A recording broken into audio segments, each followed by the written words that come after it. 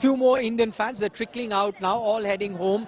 Many of them had tickets to go to Melbourne, but that's not going to be the case because England will be travelling there. India would have to go home. Not everyone's going to be going home. Some heading to New Zealand. What happened? I mean, it's a disappointment for everyone like who's been here waiting for India.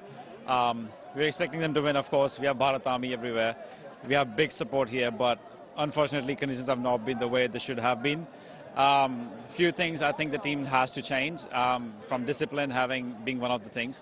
And the second thing is the way they have performed the game today. I mean, having no wickets and then having the chance of losing the game is a big disappointment. Like, you just can't let that such a big game being so casual. Like, I'd be very honest, the fact that England overplayed India in such a bad way is a very big learning for two things. If you see the game just as a spectator, when they had placed the players on the boundaries, they took singles and doubles like it was just a joke. They brought them in and same shot on offside for 4-4s. I'd say India batted well for the first time, where they didn't need bowling to save them. But then Alex Hales is just a beast. And if they get to chase, I had a discussion with one of my mates in the morning as well. We had a very fumble and normal discussion saying that if England get to chase, they win 99% of the time. But having a win like this is much worse than Pakistan's win. It's saddening. I had a Melbourne ticket. I think that's going to burn. It's saddening though, but you don't forget, every team has a tier-away fast bowler. India doesn't have that. India needed Umran Malik, in my opinion. A tier-away fast bowler who could have gone through the defences. But there was nobody. Bumrah, he was also unfit. So, I mean, like, you can't expect from Shami and the guys. Yes, but this is all hindsight. Till they were winning, nothing was wrong. Suddenly they lose. Yeah, but at the same time, the other teams were not playing to their potential. Pakistan didn't play to their potential. Harisov didn't bowl well at that time. And Virat Kohli played an exceptional innings. India didn't play a single good game in the tournament to a bigger side. Yes, and we lost to South Africa. I'll add to the thing that you said that other teams, when India won from the other teams, it was a good thing. But if you consider the first match, India versus Pakistan, we were almost on the verge of losing the game.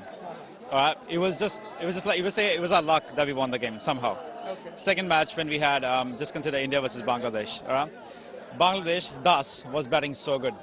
We had like 70, 80s on the board with like 0 wickets. You'll all have to be... keep going, yeah. We had like 70, 80 runs on the board with 0 wickets. I mean, Das was batting so good. It was the rain on that day that changed the match. Okay. Third match, you have India versus Zimbabwe. If you consider India losing from Zimbabwe, that's a shame. That's why India won anyways. Okay. Yeah, I just want to say, like, India lack opening partnership. All they is letting KL play, but which records they are saying? The last 3 years or last 2 years, they should say the present records. KL is not doing good with the best teams, he's doing good with the not best teams. And the second thing, they were giving power play to the spinner. They have tried with the Aksar, now they should try with the other Arshdeep one more time. So I think Rohit Sharma lacked little bit of captaincy. That's, as an audience, what we can see. Rest. We're listening to the audience. A neighbor version? Yeah, please. Okay. I think India has a great team. As Pakistanis, we got upset as well with our team. You're from Pakistan. Yeah, okay. from Pakistan. Okay. I would say... You're not gloating in India's loss. No. No, look, listen. It doesn't matter what anybody wants. Whatever happens, happens down on the ground. You can talk it all out, analysis and everything.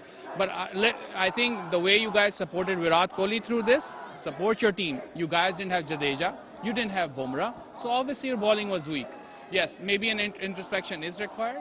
But, I mean, at the end we have to accept, like, what England did was nobody was expecting it. So just take heart from the fact your team made it here. They finished at the top.